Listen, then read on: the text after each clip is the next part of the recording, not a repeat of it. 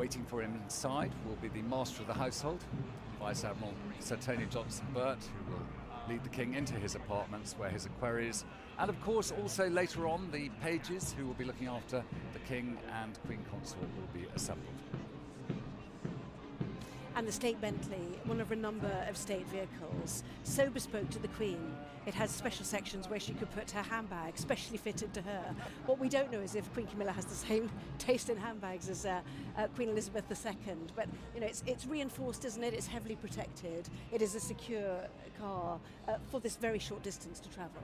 It's predominantly a very effective vehicle for making sure people can see the King and Queen Consort, and we saw them then, and for them to get a chance to see the crowd.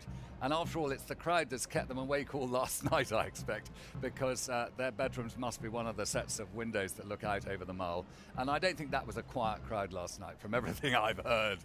And that's what always happens, and I think it's the energy level that's built up in the crowds who have come. They've come because they want to be here, they want to be a part of it, and they want to take their little bit of this ceremony away as a memory forever. So for the first time then we have seen their Majesties, as we call them, departing Clarence House, which has been their home since the passing of his beloved grandmother, as we say, truly very special person to him, the Queen Elizabeth, the Queen Mother. A wave to the crowds there in the State Bentley, as Alistair said, so designed for people to get a good glimpse inside. The car designed around a panoramic glasshouse concept to offer greater visibility from the outside, and certainly we could hear the crowds cheering as the hand came up. And let's go back to Sarah Jane Mee then, who is down amongst those crowds on the Mall, and a very special moment for those waiting so long. Sarah Jane. Hi Anna, yes, we've moved to the back of the crowd here at the Mall. You're still going to be able to see quite a bit, hopefully. Have a look that way. So this is the view if you're just arriving on the Mall now. A lot of people have got little steps to stand on and things like that for the procession later. I've got some ladies here who have travelled down from Lincoln this morning, arrived at King's Cross just a few hours ago. You have secured your position. You'll be all right up there. And tell me why you wanted to come down today. It's tradition. This is all we've known, the royal family, all our lives. So we've been down many times for different celebrations. So it's fantastic. Your family members, are you? Yes. Sisters. Granddaughter. What was it like to bring your granddaughter down here? It is for the first time. This is the first time she's come for a celebration. So it'll give her that memory to keep forever. What's your name, Haroldy? Tegan, and I'm 14.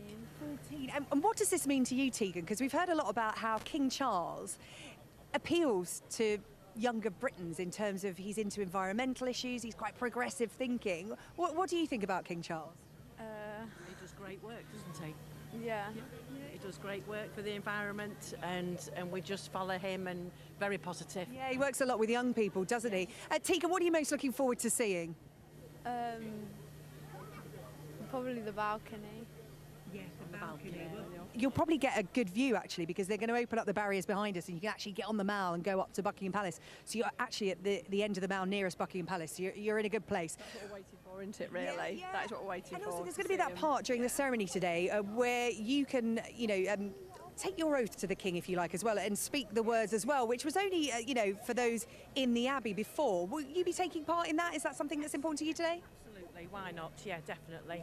And my crown I've got on is 21 years old, and it was used for the Diamond Jubilee for the Queen. The Golden Jubilee, rather, 50 years. Love that. A bit of tradition and history behind the headwear as well, here on the Mall, not just in the Abbey. Ladies, really enjoy your day. I've got some NHS nurses here as well. Hello. Oh, now this is the headwear to have on a day like today. It's just spitting. I'm not going to use the R word just yet. We're not in that territory. Talk to me about why you're here and why it was important for you to come down today. We just want to witness King Charles' coronation. And yeah, it's once in a lifetime experience to be here and witness the coronation. So you're all from the Philippines and you're working within the NHS, another one of our great institutions here in Britain. You camped out here, you got your picnic. Tell me what you're most looking forward to seeing today. Oh, definitely. I want to see King Charles waving on the balcony. Maybe I wanted that one. But in the meantime, just relax, and we're really quite excited about the coronation. There's so much to see today. There's the procession, the balcony, and of course the fly past as well, which will be pretty spectacular. Enjoy your day. Thank you for speaking to us here on Sky News. I'm going to be in amongst the crowd all day here, Anna. The atmosphere really building. The umbrellas are starting to go up, but we're thinking sunny thoughts, aren't we? We are. I'm presuming your crowd cheer behind you. Sarah Jane, thank you very much indeed. So the King is in the palace. King Charles III has entered Buckingham Palace, where he will get ready, departing later on this morning at 10:20 on the King's procession, heading to Westminster Abbey. And Kay Burley, of course, is there. Thank you, Anna. As more and more people gather inside the Abbey, nice and dry there. Many others, though, still having to run the gauntlet to get inside as the rain starts to pour. Let's have a quick listen to what's happening in the Abbey.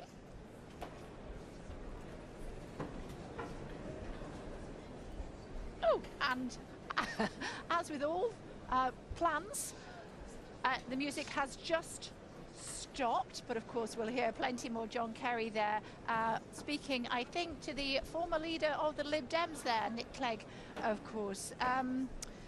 What else can I tell you? I can tell you that 25 years ago, we were just making the point that when Camilla was asked whether she would ever be Queen, she said, "You must be joking." Well, that is all going to change today in less than 2 hours' time when she arrives here at Westminster Abbey, the Abbey where all coronations are carried out with her husband, the King. Both of them will be crowned. Queen Elizabeth